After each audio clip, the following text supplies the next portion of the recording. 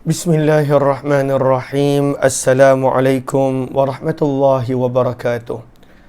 Bismillah, alhamdulillah, wassalatu wassalamu ala habibillah Sayyidina Muhammad ibn Abdillah wa ala alihi wa sahbihi wa mawalah. Subhanaka la ilma lana illa ma 'allamtana innaka antal alimul hakim.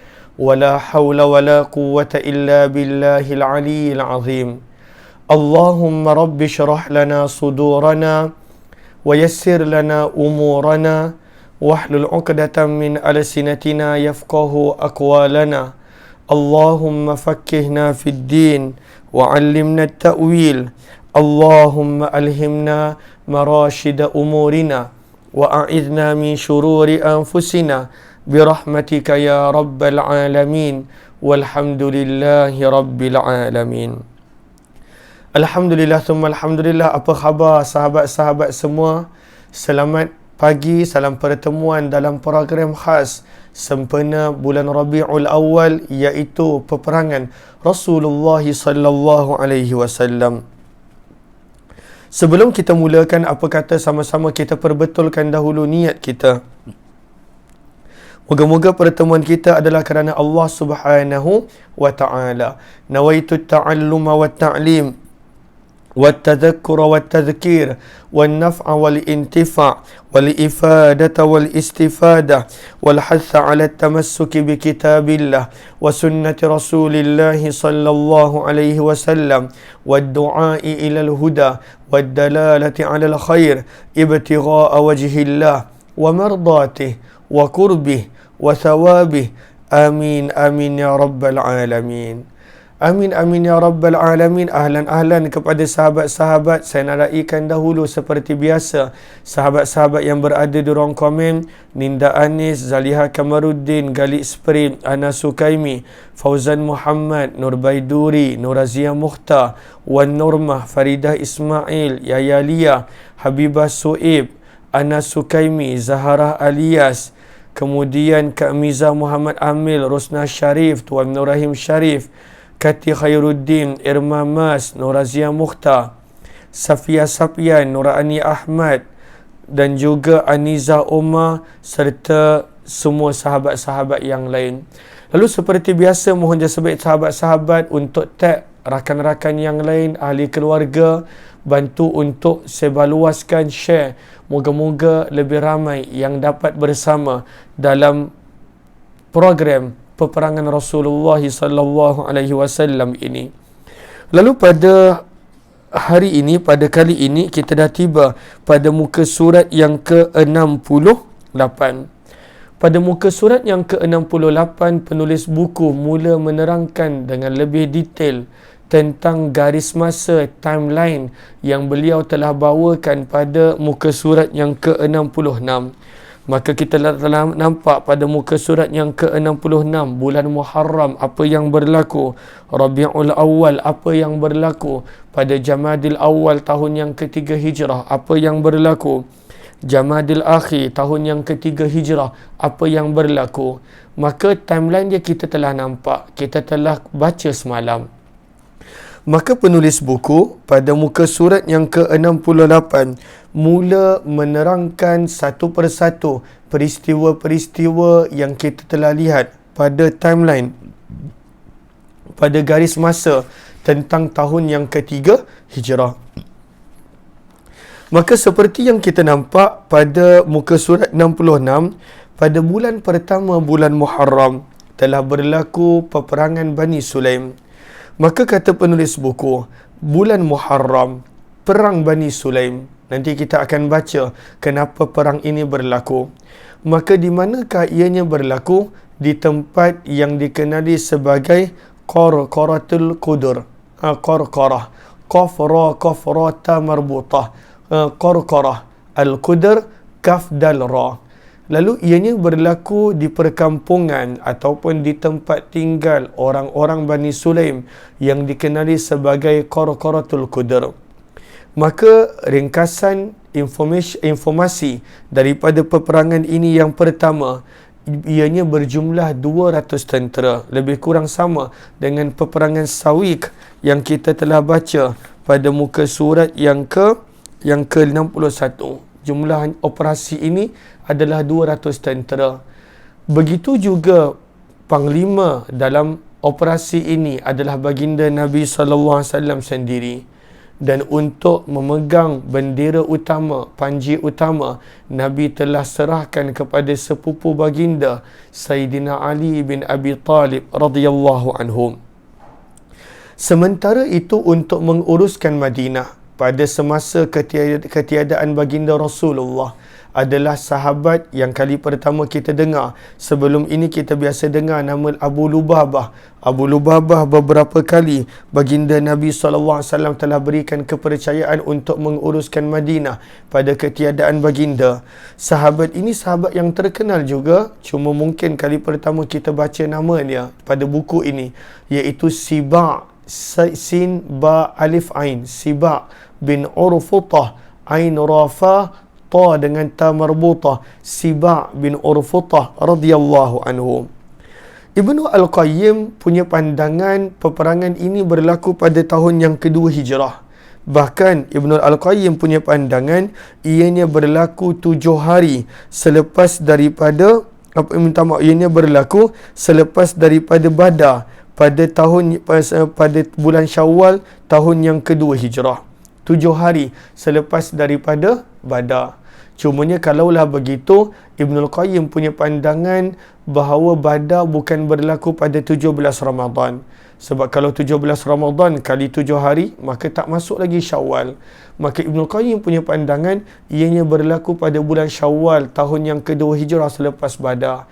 Sebab itu kalaulah kita baca sebahagian buku sirah yang ambil pandangan seperti Ibnul Qayyim, maka pada waktu itu kita akan nampak peperangan Bani Sulaim bukan pada bulan Muharram, tetapi sebaliknya pada bulan Badar.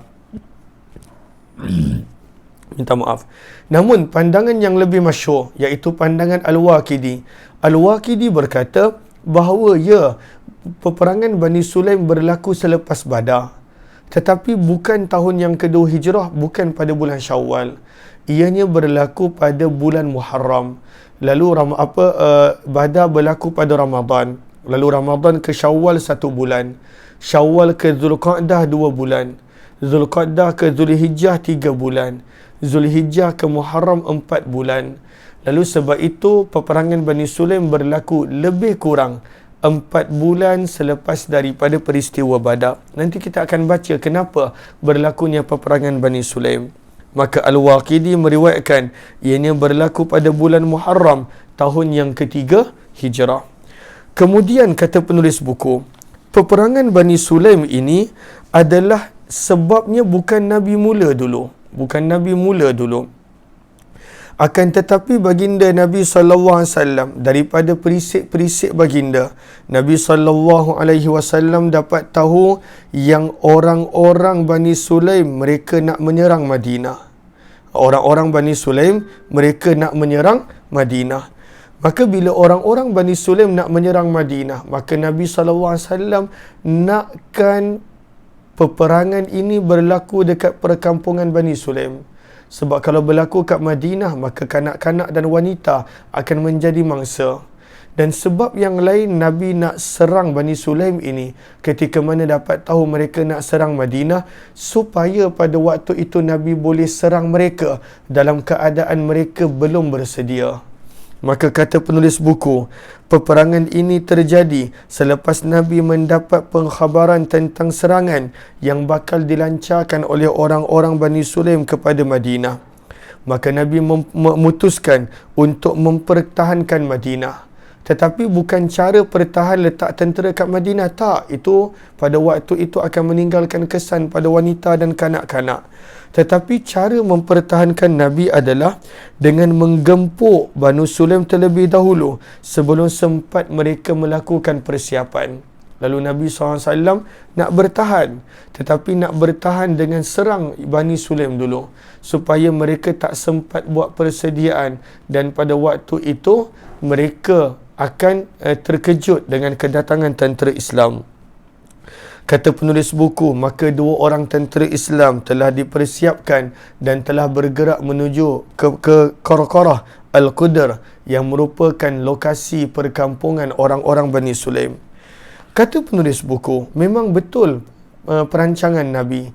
Bila Nabi SAW tiba, orang Bani Sulaim terkejut, maka mereka melarikan diri. Dan pada waktu itu mereka tak sempat dan tak dapat nak bawa 500 ekor unta milik mereka. 500 ekor unta dan juga seorang hamba. Maka semua 500 ekor unta ini menjadi rampasan perang, dan pada waktu itu hamba tersebut menjadi tawanan. Okey. Lalu itu kisahnya secara ringkas. Berapa jumlah tentera? Kenapa perang ini berlaku? Kenapa orang Banu Sulaim tiba-tiba nak menyerang Nabi? Sebenarnya ada sebabnya. Kata penulis buku, orang-orang Bani Sulaim ini nak serang Nabi kerana pada waktu itu menerima arahan dan juga pada waktu itu diapi-apikan oleh orang-orang Quraisy. Apa kaitan pula orang Quraisy? Kata penulis buku, taktik jahat kaum musyrikin Quraisy. Sebenarnya dalang di sebalik tercetusnya peperangan Bani Sulaim adalah orang musyrikin Mekah yang ketika mana mereka telah tewas dalam perang Badar. Maka bila mereka tewas, banyak yang korban, 70 orang. 70 orang lagi kena tangkap. Maka mereka mencari-cari pada waktu itu boneka-boneka, alat-alat daripada kalangan orang Arab yang mereka boleh gunakan supaya orang Arab ini, kabilah ini menyerang Nabi SAW dalam masa yang terdekat. Sebab itu tempoh di antara Badar dan Bani Sulaim hanya 4 bulan. Maka orang-orang Quraisy mereka nampak Bani Sulaim adalah calon yang sesuai. Kerana Bani Sulaim ini lokasi mereka dekat dengan Madinah. Lalu mereka boleh serang Madinah bila-bila masa. Kemudian Bani Sulaim pun mereka pun memang sangat benci Nabi. Mereka tak suka dengan Nabi SAW. Maka Bani Sulaim ini seolah-olah menjadi boneka, menjadi alat kepada orang-orang Quraisy Mekah dalam untuk orang Quraisy membalas kekalahan mereka di Badar. Maka ringkasnya kata penulis buku, akhirnya Bani Sulaim telah bersetuju untuk memerangi Madinah. Namun, sebaik mereka mendengar tentera Madinah akan menyerang mereka secara mendadak, sebelum mereka sempat menyerang, pemimpin Bani Sulaim mengambil keputusan untuk melarikan diri terlebih dahulu sementara menyusun semula kekuatan dan strategi mereka. Lalu daripada sini kita nampak bagaimana orang Quraisy pada waktu itu mereka ada perancangan, tetapi perancangan Nabi lebih rapi. Perancangan Quraisy adalah nak menjadikan Bani Sulaim sebagai boneka mereka. Kebetulan pula orang Bani Sulaim memang benci Nabi. Lalu hatred tu ada, kebencian itu ada, yang menjadi satu faktor besar yang mereka akan terima perlawanan Quraisy. Dan juga kedudukan mereka yang dekat dengan Madinah menjadi pilihan Quraisy. Maka orang Quraisy pada waktu itu supplykan senjata, supplykan pada waktu itu bayaran, dan pada waktu itu tugas Bani Sulaim adalah menyerang Madinah. Sebab orang Quraisy marah sangat tentang apa yang berlaku di Badar, di mana banyak daripada kalangan pemimpin-pemimpin mereka terbunuh. Tetapi Nabi SAW lebih cepat, Nabi SAW lebih cerdik, Nabi SAW pada waktu itu lebih cepat membuat keputusan. Nabi cepat-cepat kumpul sahabat yang ada, maka terkumpul 200 orang.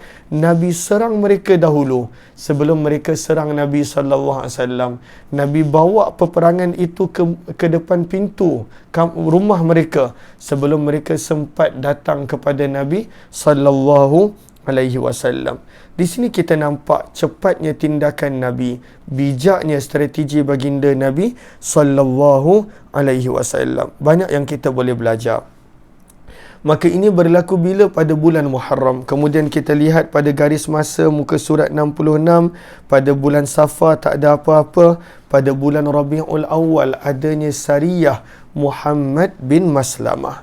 Lalu Sariyah Muhammad bin Maslamah ni panjang, lebih kurang 3 muka. Lalu apakah kisah tentang Muhammad bin Maslamah dan juga operasi yang beliau pimpin? Maka operasi Muhammad bin Maslamah berlaku pada Rabiul Awal. Bahkan kata penulis buku 14 Rabiul Awal pada bulan yang ketiga tahun yang ketiga Hijrah. Maka jumlah tentera Islam tak ramai, hanya 5 orang termasuk Muhammad bin Maslamah. Dan pada waktu itu dia punya ketua operasi dia adalah Muhammad bin Maslamah sendiri. Muhammad bin Maslamah ni sahabat yang terkenal. Kalaulah dalam peperangan, dialah yang menjadi pengawal kemah Nabi. Dia adalah pengawal Nabi ketika mana berlakunya peperangan. Seorang yang sangat berani, seorang sahabat yang terkenal radhiyallahu anhu. Kata penulis buku, sebelum kita baca lebih detail macam mana boleh bermulanya peristiwa ini, operasi Muhammad bin Maslamah. Lalu bila tarikh dia? 14 Rabiul Awal tahun yang ketiga Hijrah. Berapa jumlah tentera? Hanya 5 orang. Lalu dikenali sebagai Sariyah, operasi khas Muhammad bin Maslamah. Kata penulis buku, operasi ini sangat memerlukan kepada taktikal yang sangat mendalam. Dan ianya memerlukan kepada kelicikan sebab ianya operasi yang sangat berbahaya. Sebab itu kata penulis buku, biarpun misi operasi ini adalah besar, namun mereka yang menjalankan operasi ini hanya 5 orang. 5 orang sahabat. Dan mereka diketuai oleh Muhammad bin Maslamah. Bahkan operasi ini berbeza daripada operasi-operasi lain. Operasi lain Nabi yang pilih orang, Nabi yang pilih ketua, Nabi yang pilih panglima. Sebaliknya operasi Muhammad bin Maslamah ini, kelima-lima orang sahabat ini mereka yang volunteer. Sebab dia operasi yang sangat berbahaya. Lalu 5 orang sahabat ini volunteer. Mereka secara sukarela. Sebab itu kata penulis buku, bahkan kelima-lima sahabat ini semuanya secara sukarela memikul tanggungjawab ini. Bukan pilihan Nabi, apatah lagi paksaan maupun arahan Nabi SAW. Lalu kenapakah operasi ini besar? Kata penulis buku pada muka surat 69, operasi ini besar kerana ianya adalah untuk menghukum bunuh salah seorang daripada tokoh besar Yahudi Madinah, yang merupakan seorang yang paling berpengaruh, seorang yang sangat kaya, dan kemudian seorang yang sangat jahat dan banyak mendatangkan mudarat dan bahaya kepada Nabi SAW. Dan beliau adalah Ka'ab bin Al-Ashraf daripada suku Banu Nadir. Lalu Ka'ab bin Ashraf ni kita dah baca banyak kali. Dia menggunakan syair dia menyerang Nabi dan Islam. Dialah orang yang merobohkan kemah perniagaan yang telah dipasang oleh Nabi.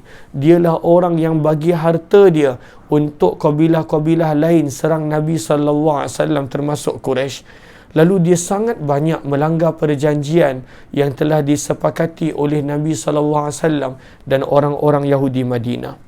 Kata penulis buku, oleh sebab sikapnya yang suka menghina Nabi dan menghina Islam dengan syair-syair dia. Zaman itu syair adalah umpama influencer pada zaman kita. Kalau kita tengok influencer, kalaulah dia tulis sesuatu, orang yang mana dia punya follower berjuta-juta, dia tulis sesuatu, dia ungkap sesuatu, pada waktu itu banyak orang yang percaya, mana-mana yang influencer. Maka zaman itu itulah kesan syair. Sesuatu syair yang memburukkan, yang menghina, pada waktu itu akan diingati, akan meninggalkan kesan kepada manusia yang mendengar. Apatah lagi syair pujian dan sebagainya. Sebab itu Nabi pun ada penyair baginda. Penyair baginda adalah antaranya Hassan bin Sabit, antaranya Abdullah bin Rawahah. Nabi pun ada penyair-penyair baginda. Maka dia banyak menyerang Nabi dan Islam dengan syair dia. Padahal ada perjanjian. Kemudian pada waktu itu dia selalu membuat provokasi, menggalakkan orang-orang Quraisy Mekah untuk memerang Nabi semula. Maka Nabi SAW memutuskan untuk dibuat satu operasi khas untuk melenyapkan, membunuh Ka'ab bin Al-Ashraf yang telah banyak mengganggu gugat kestabilan Madinah dan banyak melakukan pencabulan ke atas perjanjian kesepakatan yang telah ada di antara Nabi dengan kabilah dia dengan orang Yahudi, iaitu Yahudi Banu Nadir. Maka pada waktu ini yang volunteer adalah Muhammad bin Maslamah. Lagi-lagi Muhammad bin Maslamah adalah seorang yang pandai dalam taktikal, seorang yang sangat bijak dalam menyusun strategi.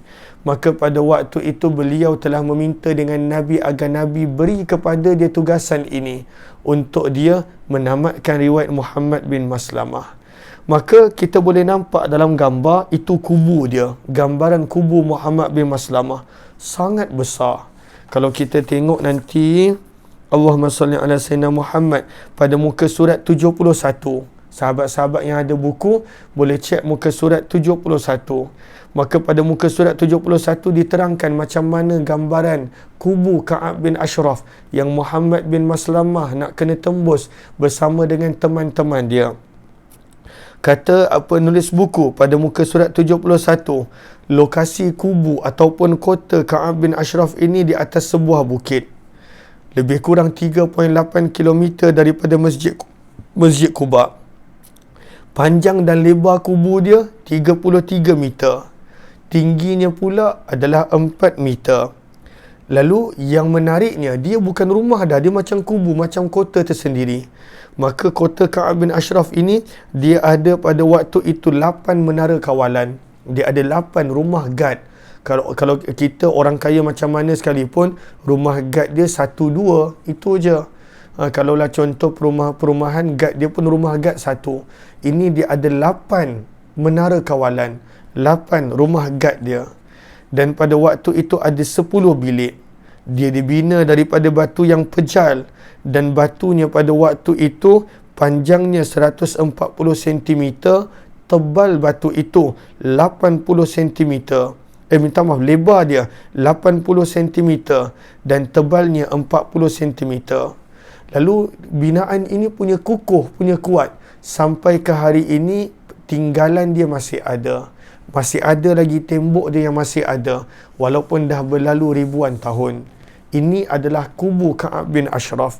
Dan Muhammad bin Maslamah, dia kena tembus kubu ini bersama 4 orang sahabat dia yang lain, dan kena melakukan operasi membunuh orang yang telah melanggar perjanjian yang banyak mendatangkan mudarat dan menyakiti umat Islam, iaitu Ka'ab bin Al-Ashraf. Lalu kita nampak kubu dia punya gambaran pada muka surat 68 dan 69. Kemudian kita nampak pada tulisan kecil muka surat 68, kubu perlindungan Ka'ab terletak di antara perkampungan Banu Nadir dan juga perkampungan orang-orang Yahudi Banu Quraizah. Okey. Muka surat yang ke-70. Kenapa Ka'ab bin Ashraf banyak menyerang Nabi? Bukankah kaum dia ada perjanjian damai dengan Nabi sallallahu alaihi wasallam? Lalu kita lihat muka surat 70. Pada muka surat 70 adanya gambaran daripada peninggalan kubu Ka'ab bin Ashraf pada zaman kita. Itu dia, ada 3 gambar. Kita boleh nampak ada 3 gambar. Kita boleh nampak betapa besarnya batu-batu yang diguna untuk membuat kubu dia. Dan dia seorang yang kaya. Dia seorang yang sangat kaya. Maka sebenarnya Ka'ab bin Ashraf dia benci Nabi SAW. Itulah menjadi sebab kenapa dia banyak memusuhi Nabi SAW. Dia sebenarnya sangat benci Nabi. Dan insya-Allah muka surat 70 ini kita akan baca pada malam nanti insya-Allah pada jam 9.10 malam. Terima kasih kepada sahabat-sahabat yang bersama pada pagi ini. Minta maaf kita tak dapat baca banyak. Mudah-mudahan adanya manfaat kepada sahabat-sahabat yang ingin untuk membuat pembelian kitab peperangan Rasulullah. Stok masih ada. Boleh sahaja tekan link yang berada di ruang komen insya-Allah. Kita jumpa lagi insya-Allah. Terima kasih semua.